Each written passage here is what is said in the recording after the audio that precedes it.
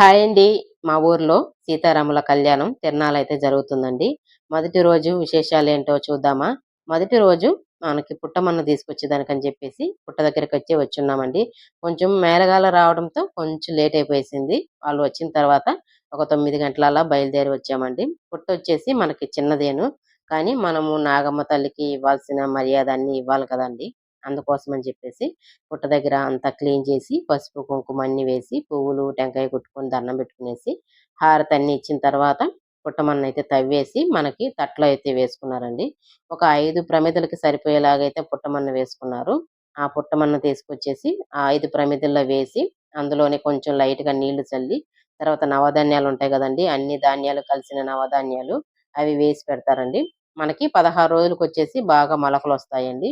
16 రోజులకి మొలకలొచ్చిన తర్వాత మనకి మళ్ళీ 16 రోజుల పండగని జెప్పేసి, ఆ రోజు మళ్ళీ పూజైతే జేసి, అన్నదాన కార్యక్రమాలన్నీ చేస్తారండి. ఇప్పుడైతే మొదటి రోజొచ్చేసి కలశాలన్నీ రెడీ జేసి పెట్టున్నారు. తర్వాత దేవుడికి అభిషేకం పూజలు ఇవన్నీ జరిగిన తర్వాత బయటొచ్చేసి మనకి అందరూ అన్నదానం అయితే జరుగుతుందండి. స్పాన్సర్ కాబట్టి ఉదయం టిఫను, అలాగే మధ్యాహ్నం లంచు, తర్వాత నైట్ డిన్నర్ అని చెప్పేసి 3 పూటలు ఇక్కడేనండి మనకి. ఈ 3 రోజులు తిరణాల రోజు అన్నదానం కార్యక్రమం మటుకు ఇక్కడే గుడి దగ్గరేనండి. అదైతే నాకు చాలా బాగా నచ్చిందండి.